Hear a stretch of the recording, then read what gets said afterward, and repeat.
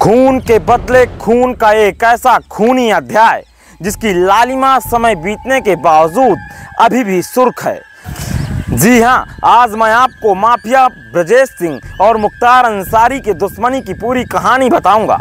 आपको बताऊंगा कि ये दोनों अपराधी कितने खूंखार, कितने दुर्दांत और दुस्साहसी और पराक्रमी हैं, जो एक दूसरे की जान लेने के लिए किसी भी हद तक जा सकते हैं।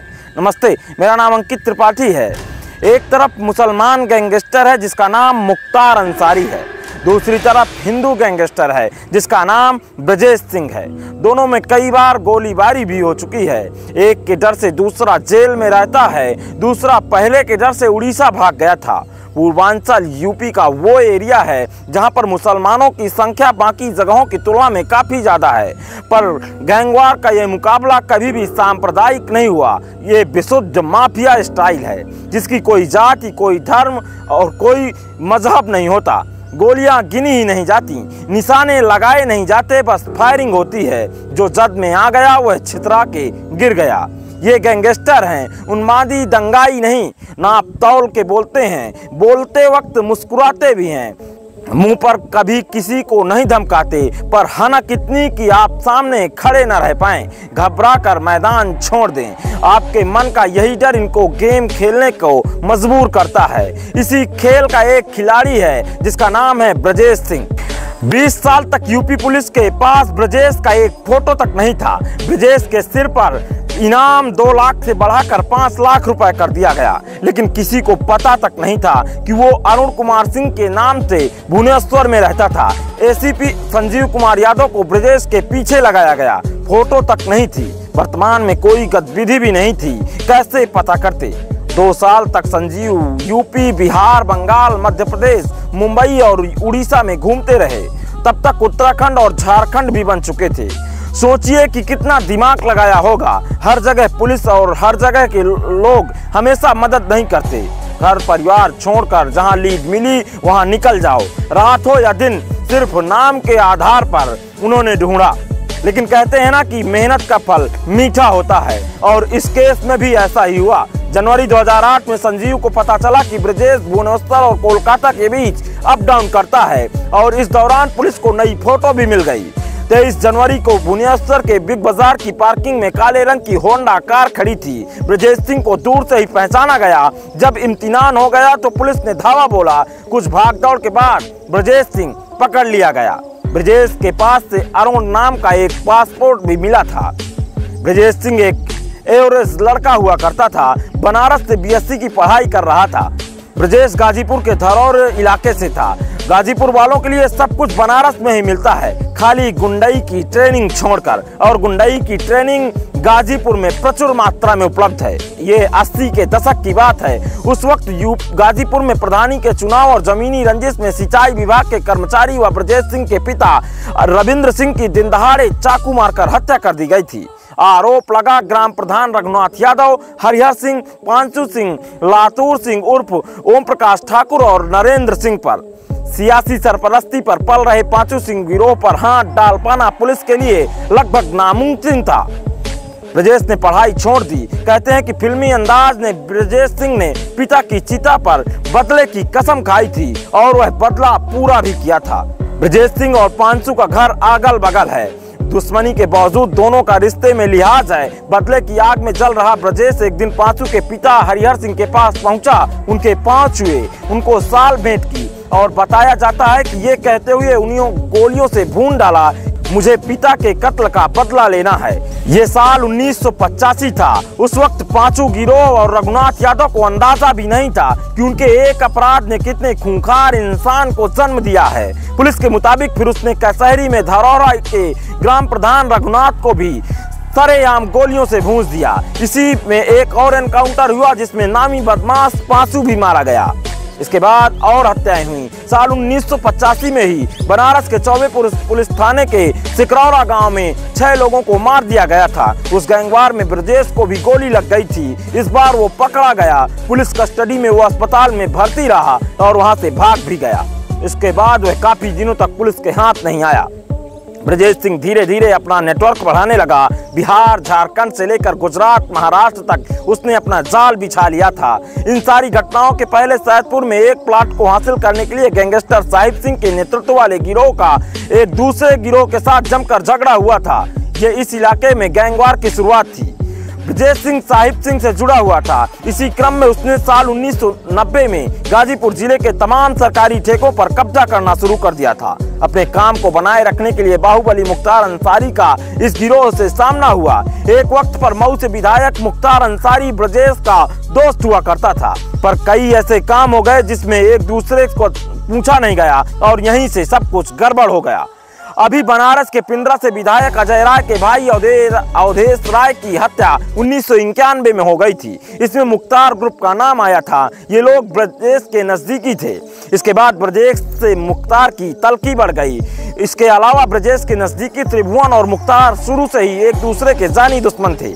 बस यहीं से शुरू हो गई मुख्तार और ब्रजेश की गैंगवार। एक के बाद एक कर लाशें गिरने लगीं और ब्रजेश ने मुख्तार को कम आंक लिया था। दरअसल साल 1996 में मुख्तार अंसारी पहली बार विधानसभा के लिए चुना गया। उसके बाद उसने ब्रजेश सिंह की सत्ता को हिलाना शुरू कर दिया। मुख्तार का दबदबा पुलिस और राजनीति में भी था। पुलिस ब्रजेश को परेशान करने लगी, साथ ही इसके नजदीकी लोगों पर हमला भी होने लगा था। इनके करीबी अजय खलनायक पर भी हमला हुआ था। इसके ये लोग बौखला गए थे। बड़े बड़े प्लान बनने लगे कि मुख्तार को ही मार दिया जाए तो टंटा ही खत्म हो जाएगा। फिर जुलाई 2001 में गाजीपुर के उसरी चट्टी में मुख्तार अंसारी अपने काफिले के साथ जा रहा था। प्लान के मुताबिक एक कार और एक ट्रक से मुख्तार की गाड़ी को आगे पीछे घेरने की कोशिश की गई, लेकिन रेलवे फाटक बंद हो जाने के चलते हमलावरों की एक गाड़ी पीछे रह गई। अब ट्रक आगे था और मुख्तार की गाड़ी पीछे। हमले की दूसरी कार रेलवे फाटक के पार थी, क्योंकि रेलवे फाटक बंद हो चुका था। कभी ट्रक का दरवाजा खुला, दो लड़के हाथ में बड़ी बड़ी बंदूकें लिए खड़े थे। दनादन फायरिंग होने लगी। इनके पीछे भी कई हथियारबंद लोग थे। मुख्तार किसी तरह गाड़ी से निकलकर गोलियां चलाते हुए खेतों की तरफ भाग गया। बताया जाता है कि उसने 2 हमलावरों को मार भी गिराया था। इस हमले में मुख्तार के 3 लोग मारे गए थे। ब्रजेश सिंह इस हमले में घायल हो गया था, तभी उसके मारे जाने की अफवाह भी उड़ गई थी। इसके बाद बाहुबली मुख्तार अंसारी पूर्वांचल में अकेला गैंग लीडर बनकर उभर चुका था। अब ब्रजेश को भी राजनीतिक मदद चाहिए थी। कहते हैं कि इस दौरान भाजपा विधायक कृष्णानंद राय ने ये मदद दी ब्रजेश सिंह को, पर मुख्तार पीछा नहीं छोड़ रहा था। उस वक्त मुख्तार अंसारी जेल में बंद था, तभी एक खतरनाक घटना को अंजाम दिया गया। दरअसल साल 2005 में गाजीपुर बक्सर के बॉर्डर पर विधायक कृष्णानंद राय को उसके 6 अन्य साथियों के साथ सरेआम गोली मारकर उसकी हत्या कर दी गई। कहते हैं हमलावरों ने AK-47 राइफलों से 400 से ज्यादा गोलियां चलाई थी। मारे गए 7 लोगों के शरीर से 67 गोलियां बरामद की गई थीं। इस हमले का एक महत्वपूर्ण गवाह शशिकांत राय साल 2006 में एक रहस्यमयी तरीके से मृत पाया गया था। दरअसल शशिकांत राय ने कृष्णानंद राय के काफिले पर हमला करने वालों में से अंसारी और बजरंगी के निशानेबाजों अंगद राय और गोरा राय को पहचान लिया था। आपको बता दूं कि शशिकांत की हत्या में मुख्तार के शार्प शूटर मुन्ना बजरंगी की भी बेहद खास भूमिका मानी जाती है।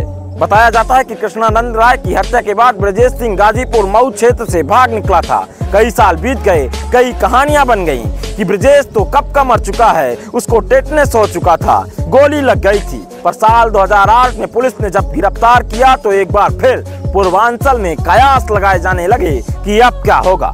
लोग दिल थामे चहकते रहते थे कि भाई अब तो गैंगवार होगा, लेकिन ब्रजेश बचता रहा क्योंकि वह जेल में बंद था, पर इनके नजदीकी नहीं बच पाए। 4 मई साल 2013 को ब्रजेश सिंह के एक बेहद खास कहे जाने वाले अजय खलनायक पर जानलेवा हमला हुआ। अजय खलनायक की गाड़ी में दर्जनों गोलियां दागी गईं। पुलिस के मुताबिक अजय खलनायक को कई गोलियां लगी थी और उनकी पत्नी को भी एक गोली लगी थी। फिर 3 जुलाई साल 2013 को इनके चचेरे भाई सतीश सिंह को बनारस के थाना चौबेपुर क्षेत्र में ताबड़तोड़ गोलियां चलाकर हत्या कर दी गई। सतीश वाराणसी के चौबेपुर में एक दुकान पर चाय पी रहा था। उसी वक्त बाइक पर सवार होकर वहां पहुंचे 4 लोगों ने उस पर अंधाधुंध गोलियां बरसा दी, जिसकी वजह से उसकी मौके पर ही मौत हो गई थी।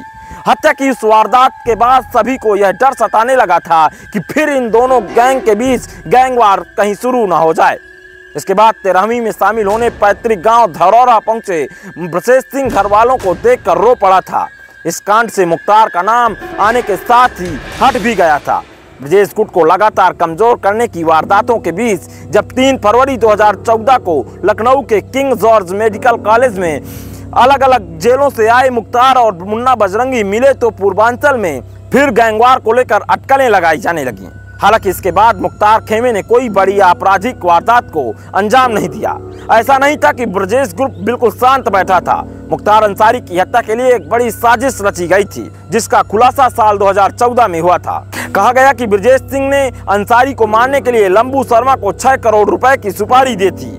ये खुलासा लंबू शर्मा की गिरफ्तारी के बाद हुआ था। इस मामले को गंभीरता से लेते हुए जेल में अंसारी की सुरक्षा बढ़ा दी गई थी। सुपारी के खुलासे के बाद पूर्वांचल में यूपी पुलिस, क्राइम ब्रांच और स्पेशल टास्क फोर्स ने अपनी सक्रियता बढ़ा दी। एक बार बसपा प्रमुख मायावती ने मुख्तार अंसारी को रॉबिन हुड कहा था और उसे गरीबों का मसीहा भी बताया था। मुख्तार अंसारी विधानसभा सदस्य के तौर पर मिलने वाली विधायक निधि से 20 गुना अधिक पैसा अपने निर्वाचन क्षेत्र में खर्च करते रहे हैं। उसने बतौर विधायक सड़कों, पुलों और अस्पतालों के अलावा एक खेल स्टेडियम का निर्माण भी करवाया है। साथ ही अपनी निधि का 30% निजी और सार्वजनिक स्कूलों और कॉलेजों पर खर्च करता आया है। पूर्वांचल के एक लेखक गोपाल राय के मुताबिक अंसारी ने व्यक्तिगत रूप से उनके बेटे को एक सॉफ्टवेयर इंजीनियर बनाने में कैसे उनकी मदद की, वह कभी नहीं भूल सकते। ऐसे ही एक और आदमी की पत्नी के दिल के ऑपरेशन के लिए मुख्तार ने पूरा पैसा दिया था। मुख्तार अंसारी का पूरा परिवार क्षेत्र में होने वाली गरीबों की बेटियों की शादी के लिए दहेज का पूरा भुगतान करता है। एक कथित गैंगस्टर का लोगों के बीच यूं खैरात बांटना उसे वैधता देता है। यही वो वजहें हैं जहां पर सरकार लोगों को फेल करती है और गैंगस्टर टेक ओवर करते हैं। गरीब को क्या पता कि जो पैसा गैंगस्टर दे रहा है वो गरीब के हिस्से का ही पैसा है। पर अंसारी के राजनीतिक करियर को कानूनी उथल पुथल ने हिला कर रख दिया। अक्टूबर 2005 में मऊ में दंगे हुए थे। अंसारी पर खुली जीप में घूमते हुए दंगे भड़काने का आरोप था। हालांकि कोर्ट में इन आरोपों को खारिज कर दिया गया था। उसी दौरान उसने गाजीपुर पुलिस के समक्ष आत्मसमर्पण कर दिया था। वो तब से जेल में बंद है। राजनीति तो देखिए कि सपा में अंसारी को शामिल करने को लेकर अखिलेश और शिवपाल में ठन भी गई थी। यहीं से शुरू हुआ झगड़ा कि सपा पर अखिलेश ने कब्जा जमा लिया था। और आप इन दोनों गैंगस्टर के बारे में क्या सोचते हैं, हमें कमेंट करके जरूर बताइएगा।